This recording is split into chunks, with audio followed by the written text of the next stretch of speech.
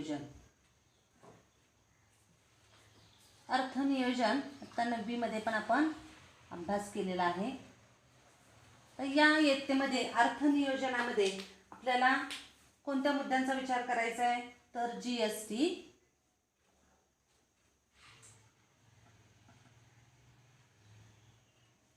नंतर जीएसटीचं गणन,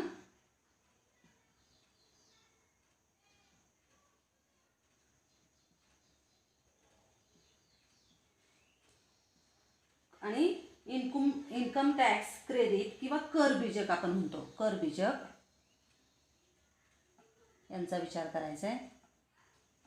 आता पहा, आपल्याला ज्या वस्तू आपण खरेदी विक्री करतो आणि ज्या आपल्याला सेवा मिळतात, तर त्या सेवांसाठी किंवा त्या वस्तूच्या खरेदी विक्रीमध्ये आपल्याला प्रत्येक वेळेस कर द्यावा लागतो.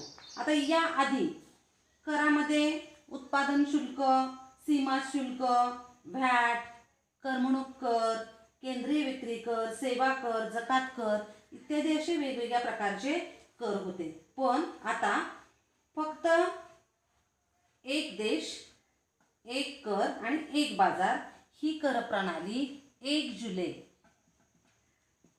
2017 पासून लागू झालेली आहे. आणि ज्या वस्तू आणि सेवा कर याच्यामध्ये त्या सर्व करांचं रूपांतर केलेलं आहे, वस्तू आणि सेवा कर. आता त्यातलं मग जीएसटी, जीएसटी काय, जीएसटी म्हणजे गुड्स, परत एस फॉर सर्विस आणि टी फॉर टॅक्स. म्हणजे त्याचा अर्थ काय, गुड्स अँड सर्विस टॅक्स. त्यालाच आपण म्हणतो वस्तू व सेवा कर. वस्तूच्या खरेदी विक्रीमध्ये आणि सेवा ज्या आपल्याला मिळतात त्यांच्यामध्ये जो कर आकारला जातो त्या संदर्भातली आपण माहिती घेणार आहोत. आता जे जीएसटी आपण म्हणतो तर त्याचे 2 प्रकार आहेत.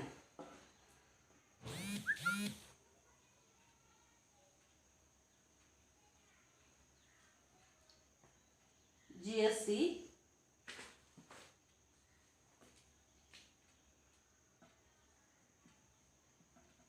दोन प्रकार, सीजीएसटी आणि एसजीएसटी. सीजीएसटी म्हणजे काय, तर केंद्रीय, C central goods and service tax म्हणजे केंद्रीय वस्तू व सेवा कर. आणि एसजीएसटी म्हणजे स्टेट गुड्स सर्व्हिस टॅक्स. मग आता इथं काय म्हणता येईल, राज्य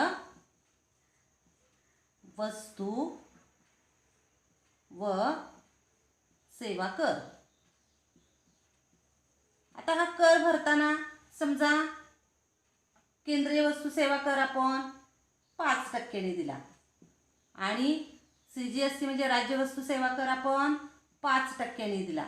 तर जीएसटी म्हटलं एकत्रित विचार केला तर तो किती होणार आहे, तर 10% ने. मग ह्या सीजीएसटीची किंवा सीजीएसटीची आणि एसजीएसटीची आकारणी कशी करतात, तर या संदर्भात समजा एका राज्यातून वस्तू घेऊन आपण दुसऱ्या राज्यामध्ये त्याची विक्री करत आहोत, तर अशा वेळेस जीएसटी आपण कर भरतो. आणि जर समजा त्याच राज्यातून त्याच राज्यामध्ये खरेदी विक्री करत असू तर आपण जीएसटी एकदम भरतो. म्हणजे दोन्हीही तेवढाच कर आपल्याकडून जातो. तर या कराची आकारणी कशी असती, कर बीजपत्रक कसं असतं ते पाहणार आहे. बघा आता तुम्ही काय पाहिलं, तर जीएसटी म्हणजे गुड्स अँड सर्व्हिस टॅक्स, वस्तू आणि कर सेवा कर. त्याचे 2 प्रकार, सीजीएसटी आणि एसजीएसटी. मग हे केंद्रीय वस्तू व सेवा कर आणि हे राज्य वस्तू व सेवा कर. मग आता त्याचं कर बीजक कसं असतं त्याचा आपण थोडा विचार करणार आहोत की त्या कर बीजकामध्ये कर भरताना कशी कशी आकारणी केली जाते त्याचा विचार करूया. आता बघा इथं सेवा पुरवल्याचा वस्तू खरेदीचा टॅक्स इनव्हॉइस म्हणजे नमुना किंवा कशी आकारणी केली जाते त्याचा आपण विचार करूया. आता या ठिकाणी बघा या कर आकारणीमध्ये जर आपण प्रत्येक गोष्टींचं निरीक्षण केलं तर सप्लायर म्हटलंय, त्यातल्या काय काय गोष्टी दिलेल्या आहेत त्याचा विचार करूया. इथं GS3 असं म्हटलंय बघा, GS3 तर काय आहे तर GST आत्ताच आपण पाहिले गुड्स अँड सर्व्हिस टॅक्स, आणि इन म्हणजे आयडेंटिफिकेशन किंवा ओळख, त्या जो वस्तूंची खरेदी किंवा विक्री करत आहे तर त्याचा तो आयडेंटिफिकेशन नंबर असं म्हणूया त्याला, आयडेंटिफिकेशन नंबर. GST जो खरेदी विक्रीचा म्हणजे ज्याच्या मार्फत होणार आहे तर त्याचा तो आयडेंटिफिकेशन कोड असतो. मग हा आयडेंटिफिकेशन कोड जर इथं पाहिला आपण तर बघा किती अंकी आहे, तर हे जर सगळे अंक तुम्ही मोजले तर 15 अंक आहेत. त्यातले पहिले जे 2 अंक आहेत तर ते राज्याच्या संदर्भात असतात.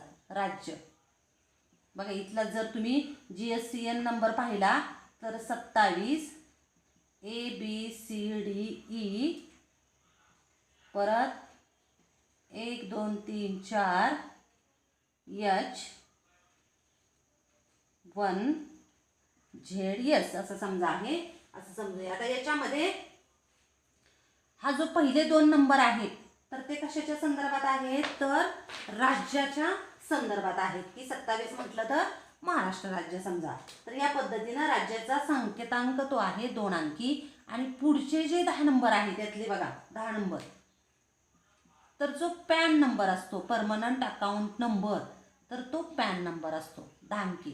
जो पुढचा जो नंबर असणार आहे तो कसा असणार आहे पॅन नंबर असणार आहे, कारण आपल्याला माहिती आहे पॅन कार्डमध्ये किंवा पॅन नंबर तुमचा जो आहे त्याच्यामध्ये एकूण 10 अंक असतात. 10 आणि हे 2 12 झाले.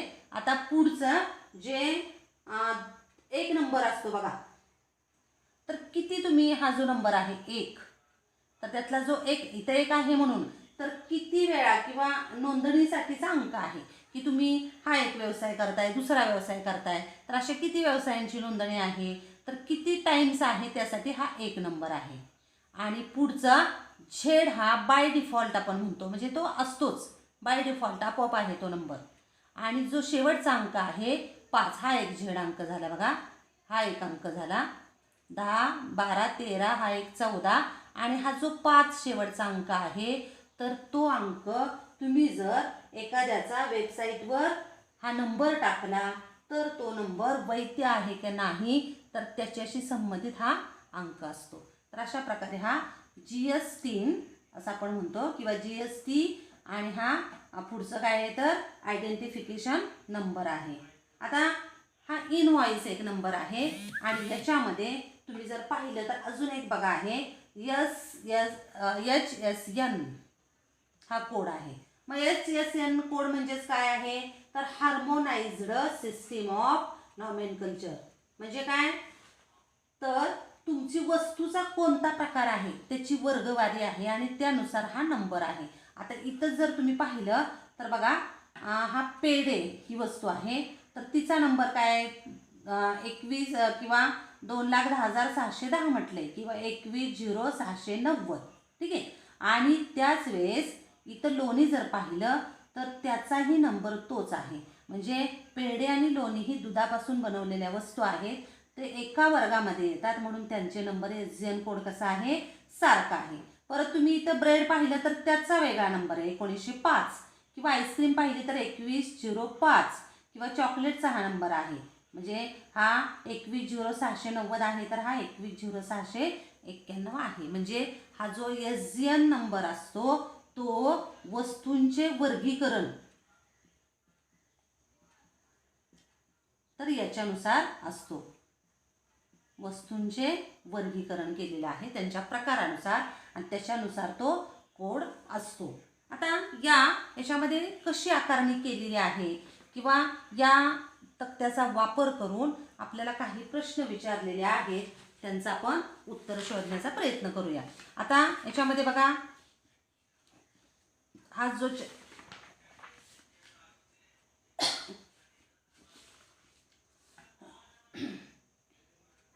पहिला प्रश्न बघा, म्हटलंय की पेढ्यावर केंद्राचा कर म्हणजे कोणता, तर CGST त्याला म्हणतो आपण.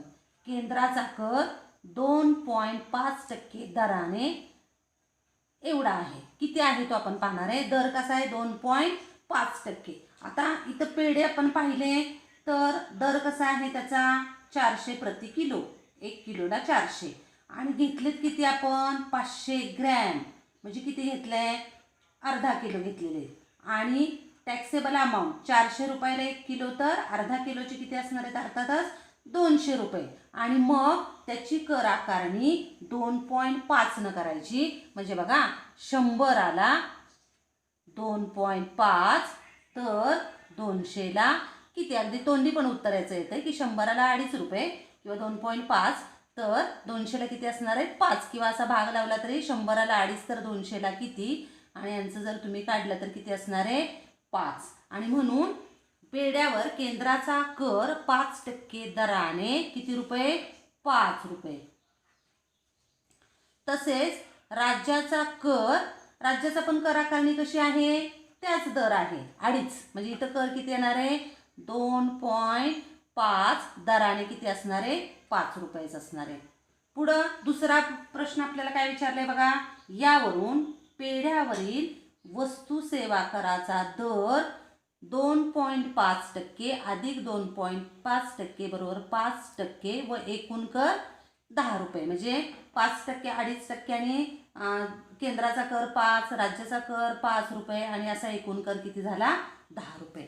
याप्रमाणे आता बघा, चॉकलेटवर वस्तू सेवा कराचा एकूण दर. आता एकूण दर, आता इथं जसा एकूण कर कसा काढला, दर आहे तो 5%, तसे इथं सुद्धा चॉकलेटच्या संदर्भात बघा, चॉकलेटच्या संदर्भात CGST किती आहे, 14%. 14% CGST. आणि SGST बघा, हा CGST आणि SGST किती आहे, 14%. मग एकूण किती टक्के झाला, 28%. एकूण किती झाला, 28%. आणि मग म्हणून त्यावरील एकूण कर इथं काढलेला आहे बघा, किती येणार आहे टोटल, तर 102. म्हणजे 28%नी काढलेला आहे. 28%नी आता किती आहे, 80 रुपयाचं घेतलेलं आहे चॉकलेट. तर 100ला तुम्ही जर सोडवलं, हे 100ला 80, तर तुम्ही जरी सेपरेट काढलं, 100ला समजा 14 सेपरेट काढलं तरी 100ला 14 आणि 80ला काढलं तर किती येणार आहे, तर 11.20 येतं. इथं जर तुम्ही भाग लावला तर 832, 3, 8 आणि 3 11, 112 भागिले 10 म्हणजेच किती येणार आहे, 11.2 म्हणा, 20 म्हणा, सारखंच आहे. मग तसा हा पण येणार आहे. आणि तुम्ही एकत्र जरी काढला बघा, हा 14% परत 14%, त्याऐवजी 100ला 28 तर 80ला किती, हे जर एकत्र काढलं तर ह्या 11.20 अधिक 11.20 आणि यांची एकूण मग बेरीज येणार आहे. आता इथं आपल्याला काय विचारलंय बघा, मग याप्रमाणे चॉकलेटवर वस्तू सेवा कराचा एकूण दर आता इथं जसा काढला होता, दोन्हींची बेरीज तशी इथं किती येणार आहे, एकूण दर 28%. आणि म्हणून त्यावरील एकूण कर किती येणार आहे, अर्थातच इथं बघा टोटल केलेलीच आहे, काढत बसायची गरज नाही चॉकलेटवरचा. तर दोन्हींची बेरीज केली तर किती येणार आहे, 102 रुपये.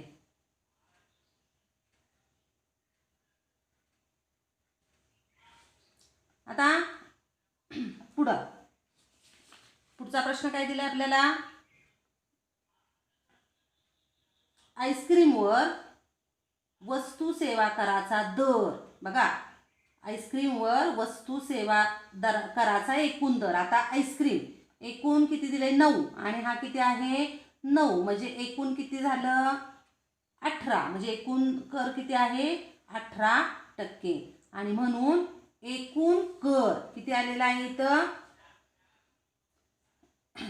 236. आता पुढं काय विचारले आपल्याला बघा, पुढचा प्रश्न, लोण्यावर केंद्राचा कर म्हणजे CGST किती आहे बघा, लोणी केंद्राचा कर किती आहे, 6%.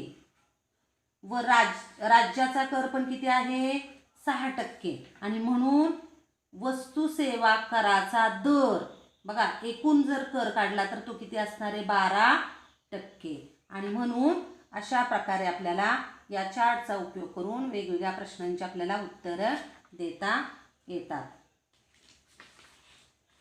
बघा इथं एकूण जी किंमत दिलेली आहे ते कर आणि ह्या मूळ किमतीमध्ये मिळवलेली आहे आणि म्हणून एकूण किंमत आपण धरली आणि म्हणून आईस्क्रीमची कर अधिक मूळ किंमत यांची इथं बेरीज आहे. इथं सुद्धा जी वस्तू घेतलेली 80 रुपयाची चॉकलेट तुम्ही घेतलेली आहेत आणि त्याच्यामध्ये जे आलेला एकूण कर आहे त्या सर्वांची मिळून तिथं बेरीज केलेली आहे. 102 म्हणजे कसं आलंय तर 80 रुपयाची चॉकलेट आणि ते किती एकच बार आहे तो 80 रुपयाचा आहे आणि आलेला कर 28 रुपयाने काढला आहे आणि एकूण किंमत आपल्याला किती द्यावी लागली 102 म्हणजे छापील किंमत 80 असेल किंवा टॅक्सेबल अमाऊंट 80 आहे आणि त्या 80 रुपयावर करासहित 102 किंवा इथं 200 रुपयाचं तुम्ही आईस्क्रीमचं पॅक घेतले पण तुम्हाला किती द्यावं लागणार आहे 236. तर अशा प्रकारे या कर बीजकाचा वापर करून आपल्याला वेगवेगळ्या प्रश्नांची उत्तरं देता येतात. आता जसं असंच एक दुसरं सेवा पुरवण्याचं जे आहे की आपण काही हॉटेलमध्ये जातोय काही वस्तू घेतोय किंवा दुकानामध्ये जातोय काही कपडे घेतोय तर अशा ज्या आपल्याला सेवा पुरवतात तर त्यांच्या संदर्भातला एक आपल्याला चार्ट दिलेला आहे आणि त्याच्या प्रश्नांची आपण जरा गाळलेल्या जागांचा विचार करूया. आता बघा याच याच्यामध्ये तसंच आहे बघा की जो सेवा पुरवणारा आहे त्याचं इथं नाव दिलेलं आहे, इनवॉइस नंबर दिला आहे म्हणजे तुमचं जे पावतीचा क्रमांक असणार आहे. परत GSTN हे तसंच दिलेलं आहे बघा, टोटल 15 अंक की त्यातलं हे 27 ह्या राज्याचा सांकेतांक असणार आहे. पुढचे 10 नंबर हे पॅन कार्ड असणार आहे. इथं 1 दिलं आहे म्हणजे किती वेळा नोंदणी केलेली आहे, नोंदणीचा अंक दिलेला आहे. हा Z हा डिफॉल्ट असतो, प्रत्येक ठिकाणी तुम्हाला बाय डिफॉल्ट दिसणार आहे आणि A हा की तो नंबर खरंच वैध आहे का नाही ते पाहण्यासाठीचा तो नंबर आहे. आता या सेवा पुरवल्याच्या टॅक्स इनवॉइसमध्ये किंवा जे तुमचं इनवॉइस हे सगळं बिल आहे त्याच्यामध्ये काय काय माहिती बघा पाहूया आपण. आता कॉफीची क्वांटिटी किती आहे तर 1 आहे आणि दर कसा आहे 20 आणि टॅक्सेबल अमाऊंट पण किती असणार आहे 20. आता त्यातलं CGST किती आहे 2.5% तर मग किती आलेलं आहे 0.50 म्हणजे 50 पैसे असं म्हणूया. मग ते कसं आलेलं आहे तर बघूया जरा.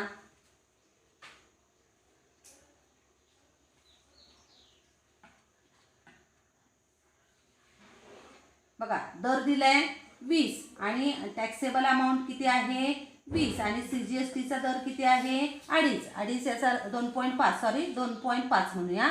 100 आला 2.5 तर 20 रुपयाला किती.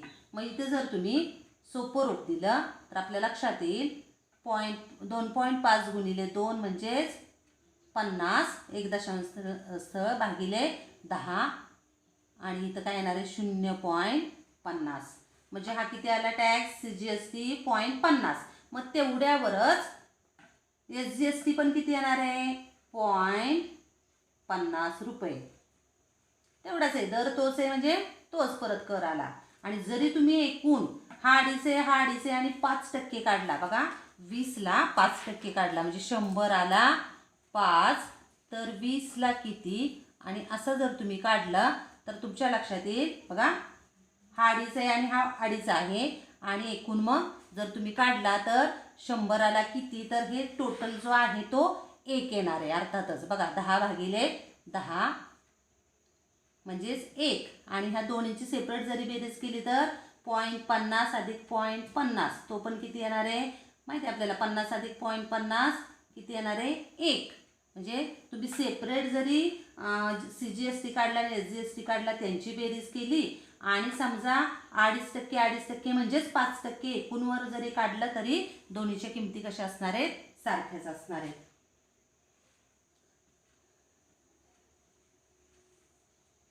आता मसाला टी याच्यामध्ये काय दिली क्वांटिटी 1 10 रुपये दर आहे आणि म्हणून टॅक्सेबल अमाऊंट पण किती असणार आहे 10. मग त्यातला दर इथं SGSTचा 2.5 दिला आहे, म्हणजे CGSTचा पण किती येणार आहे 2.5. मग किती टॅक्स असणार आहे बघा, किती टक्के म्हटलंय 2.5. 100ला 2.5 तर 10 रुपयाला किती. मग बघा 0ला 0 गेले, 2.5 भागिले 10 तर किती येणार आहे, 2 घेतले भाग लागला शून्याचा, 5, 10 दुनी 20, 10 पाचशे 50, म्हणजे 0.25 पैसे. थोडक्यात 0.25 रुपये याचाच अर्थ किती तर 25 पैसे, पण आपण इथं रुपयामध्ये लिहितोय. मग किती येणार आहे 0.25 रुपये. आता इथं सुद्धा किती येणार आहे 0.25 रुपये. आता पुढं मसाला डोसा म्हटले आपल्याला, तर मसाला डोसा किती घेतले, क्वांटिटी 2 आहे आणि रेट किती आहे 60. बघा इथं कसं होतं की एकच क्वांटिटी होती, दर 10, एकाला 10 आहे म्हणून 10चा पण. आता इथं मात्र एकाची किंमत 60 आहे, पण घेतलेत किती 2, म्हणजे इथं टॅक्सेबल अमाऊंट किती असणार आहे 120. बघा 120 रुपये. मग आता त्याचा 2.5% किती येणार आहे CGST काढूया पहिल्यांदा. इथं CGST पाहिला तर बघा 2.5% म्हणजे 100ला 2.5 तर 120ला किती हे काढतोय आपण. 0ला 0 गेले, आपल्या पद्धतीनं सोपं रूप देऊया. 12 पंचे 60, 6ला 12 दुनी 24 आणि 6 30 भागिले हे 10 म्हणजे किती येणार आहे 30 रुपये. टॅक्स किती झाला 2.5%ने 30 रुपये झाला. परत बघा 100ला 2.5 तर 120ला किती, 0ला 0 गेले. आता इथं जर गुणाकार केला तर एक दशांश चिन्ह द्यायचं राहिले आपले. बघा 12 पंचे 60, 6, 12 दुनी 24 आणि 6 30, एक दशांश चिन्ह द्यायचं राहिले म्हणून इथं 30 भागिले 10 आहे आणि म्हणजेच किती येणार आहे 3. बघा इथं दशांश चिन्ह आणि मग 30 भागिले 10 आणि 30 भागिले 10 म्हणजेच 3. म्हणजे इथं तुम्हाला किती टॅक्स द्यावा लागला असता 3 रुपये, 3.0 रुपये म्हणूया. इथं सुद्धा दर किती असणार आहे 2.5 आणि टॅक्स किती असणार आहे 3.0 रुपये. आणि इथं टोटलचं दिलंय. मग टोटल कशावर टॅक्स घेतलाय पण बघा 120.0 आहे, त्यांची बेरीज केली तर किती येणार आहे 30 आणि 120 150, म्हणजे एकूण टॅक्स किती रुपयावर 150. मात्र टॅक्सचा दर प्रत्येक ठिकाणी कसा आहे 2.5च आहे. आता CGST एकूण किती दिला आपण हे 3.50 आणि 0.25 म्हणजे किती येणार 3.75.